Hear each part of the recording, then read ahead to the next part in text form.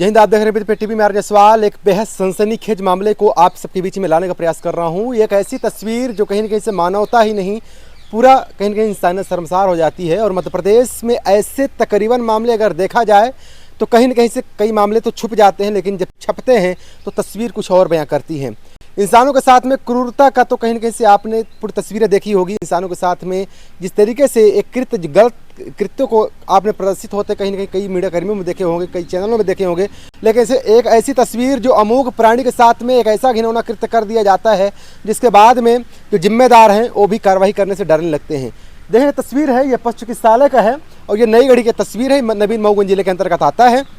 लेकिन एक ऐसा अमोघ प्राणी जिसको घर में कोई एक मालिक होता है जो बड़ी सहजता के साथ उसको सेवा और पालना करता है और अपने जान से ज़्यादा उसको प्यार करता है, और एक छोटी सी गलती होती है और इस गलती और भ्रष्ट तंत्र की जो व्यवस्था है, उस भ्रष्ट व्यवस्था के कारण वह कुत्ता इस दुनिया को छोड़ के चला जाता है। देखेंगे ये उस कुत्ते के ये मालिक हैं और कौन सा कुत्ता है उसको मैं तस्वीरों में बताने का प्रयास करूंगा। लेकिन सबसे पहले उस गतिविधि को पूछने का प्रयास कर रहा हूं कि जिस तरीके से आपके द्वारा यहां पर लाया गया उस कुत्ते को, सबसे पहले मैं नाम जानना चाहूंगा और क्या कुछ आपका स्थायी पता है। मेरा नाम ओंकार चौबे है। मैं किसान एकता संघ से जिला अध्यक्ष हूँ रीवा से, और ग्राम मगनिया मेरा पास में यहाँ से 5 किलोमीटर दूर घर है। श्रीमान जी, मैं उसको 2-2.5 वर्ष पहले खरीद के लाया था 24,000 का। इंदौर अपने निजी सफारी से गया था और ख़रीद के लाया था, बिल भी मेरे पास मौजूद है। हर वर्ष उसको वैक्सीन लगती थी, हर वर्ष की भांति इस वर्ष भी मैं डॉक्टर से वैक्सीन लिखवाया, जो कि 1962 पे चलते हैं, गौतम जी। उन्होंने लिखा मेरे को, मैं अमर मेडिकल को कागज़ दिया, अमर मेडिकल ने मुझे दवाई उपलब्ध कराई। 16 अप्रैल को मैं कुत्ता लेके यहाँ आया दवाई के लिए। यहाँ पे कोई चपरासी बैठे हुए थे, उन्होंने कोई प्रजापति हैं आपके रामपुर प्रभारी, उनको बोला कि इंजेक्शन लगवा दीजिए। प्रजापति ने देखा उसको, बोले इसमें पानी नहीं है। तो मैं पानी लेने गया तो मेडिकल वाले ने पानी तो दिया, लेकिन बोले श्रीमान जी दोनों एक ही साथ में आते हैं, पानी इसमें नहीं लगता है। फिर जैसे मैं लेके आया तो वो चले गए थे। उनको बताया, हमने कहा साहब पानी नहीं लगता पर ले लीजिए पानी, तो बोले वापस कर दो।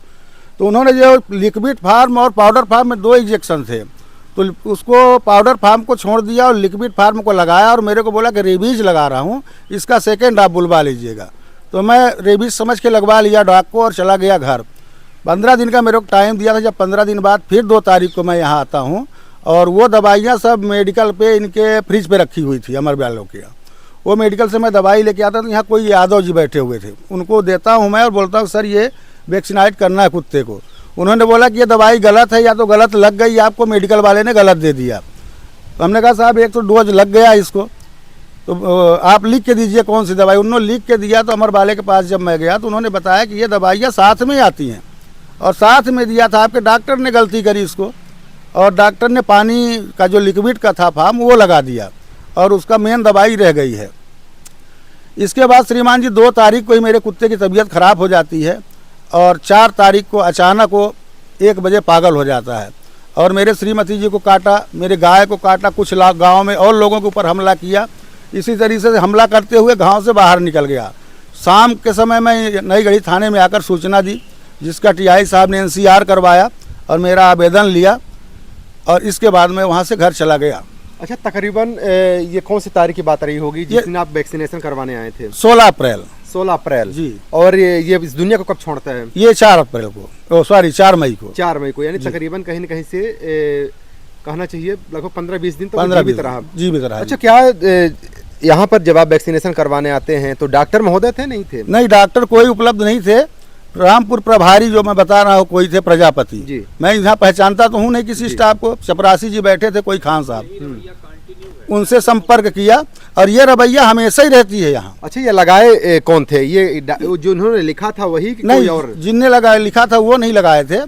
कोई अपने चपरासी साहब ने किसी के माध्यम से लगवाया था यहाँ, जो कि यहीं के कर्मचारी हैं, स्टाफ ही हैं, उनने लगाया था। नाम मैं नहीं जानता हूँ उनका। तो उन्होंने दवाइयों को पढ़ा, दवाइयों को समझा, या फिर ऐसे डायरेक्ट लगा दिया? उनने मेरे को बताया कि ये रेबीज है, रेबीज का कलर और उसका कलर सेम है, सेम इंजेक्शन दिखते हैं, तो रेबीज समझ करके उन्होंने ये चीज लगा दी। अच्छा, तो ये कौन से प्रजाति का ये आपका जो कुत्ता था? लेब्रा था, ब्लैक कलर का। 24,000 के आसपास? 24,000 का, जी जी। और लगभग 2 साल जिस तरीके से आपने बोला कि हमने सेवा किया, बाकी सारी व्यवस्थाएं, इस तरीके से आपका आवेदन में जिक्र है 1.5 लाख के आसपास। जी जी जी, बिल्कुल। इसमें लापरवाही जो है ये कहाँ आपको लगती है, पूरी कहाँ इनकी चौक हुई, या डॉक्टर नहीं लगाए या फिर थर्ड पार्टी कोई अदर बंदे से लगवा दिए, क्या लगता है? अदर बंदे से लगवाया गया। ये स्टाफ की पूरी स्टाफ की पशु चिकित्सालय की स्टाफ की पूरी लापरवाही है, जिसके कारण मेरी क्षति हुई है। 3 दिन तक मेरे घर में भोजन नहीं बना। हम लोग बच्चे की जैसे उसको पाले थे श्रीमान जी। अच्छा, तो पुलिस को आपने जैसे सूचना दिया, तो पुलिस वाले ने क्या कुछ कार्रवाई की? पुलिस वाले ने आज तक कोई कार्रवाई नहीं की। मेरे आवेदन में सील तक नहीं लगाया। टीआई साहब ने बोला कि एनसीआर कर दिया हूँ, आपका आवेदन पक्का हो गया है। और आज तक ना मेरे से कोई पूछने आया, ना किसी प्रकार की जांच हुई, ना पड़ताल हुई, ना कुत्ते कोई प्रकार की जानकारी, कोई विवेचना नहीं हुई। तो तस्वीरें बता दूं, हालांकि लगातार प्रकाशों में आता है ऐसा पशु चिकित्सालय, क्योंकि लगातार मानव के चिकित्सालय को तो आपने देखा होगा, ऐसे भ्रष्ट जो कर्मचारी होते हैं, जो कुछ जानते नहीं हैं, जो लगभग चपरासी के पदों पर होते हैं, वो लोग भी आज गांव-गांव तक में जा करके थर्ड पार्टी की एजेंसियों के लोग कहीं न कहीं से दवा कर रहे हैं। आए दिन जो अमुक प्राणी हैं, पशुओं की लगातार मृत्यु हो रही है। लेकिन तस्वीर बता दूं, ये पशु चिकित्सालय नई गढ़ी है और ये सरकार की बेहतर व्यवस्था मान करके ये भी अपने कुत्ते को रेबीज और जो जागरूकता के हिसाब से, यानी किसी को कोई नुकसान हो। अच्छा सर, जिस तरीके से आपका जो रसीद में देख रहा हूँ, ये दवा है या फिर इसको हम रेबीज भी मान सकते हैं जी, तो इसको लगवाने क्या फायदा रहा होगा? शायद कुछ लोग अगर देख रहे होंगे वीडियो, उनको शायद कुछ समझ में आएगा। ये श्रीमान जी 7 प्रकार की बीमारियों को डाक को कंट्रोल करता है।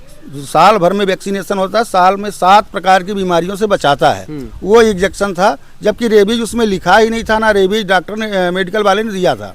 ये कोर्स होने के बाद रेबीज लगना था उसको। अच्छा। कि 2 तारीख को सेकंड डोज इसका हो जाएगा, इसके बाद अपन एक रेबीज का डोज लगवाएंगे।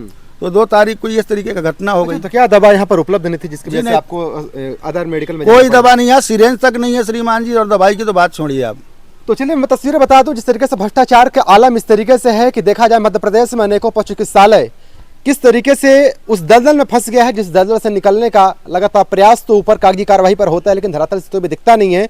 और वही स्थिति ये है कि नवीन भर्ती न होने के कारण में देखा जाए तो गांव में झोला छाप जैसे जो डॉक्टर हैं वो लगातार दवाई कर रहे हैं, जिसकी वजह से लगातार पशुओं की मृत्यु होता कहीं से देखने को मिलता है। ये तस्वीरें बता दूं, पशु चिकित्सालय है 9 बजे के आसपास ये खुलता है, लेकिन हालांकि अभी 8 बजे का जो समय है, हालांकि 9 बजे का भी क्लिप जरूर आपको देने का प्रयास करूँ, क्या 9 बजे वास्तव में खुलता है कि नहीं खुलता है, यहाँ पर कौन डॉक्टर बैठते हैं और कौन लिखने वाले होते हैं, कौन ट्रीटमेंट करने वाले होते हैं, और कौन लोग हैं जो गांव में सुविधा प्रदान करते हैं। आखिर क्या सुविधा है? जिस तरीके से एम्बुलेंस की भी सुविधा प्रदान की गई, लेकिन वहां भी गांव में अगर देखा जाए तो अनेकों किसान इसका लाभ भी नहीं ले पा रहे हैं। कि जिस तरीके से यहाँ पर नियुक्ति है, जिनको डॉक्टर बनाया गया, हालांकि वो डॉक्टर है नहीं, लेकिन मैं उन्हीं डॉक्टर की बात कर रहा हूँ जो थर्ड पार्टी के रूप में यहाँ पर कार्य करते हैं, जिनसे कार्य कराया जाता है।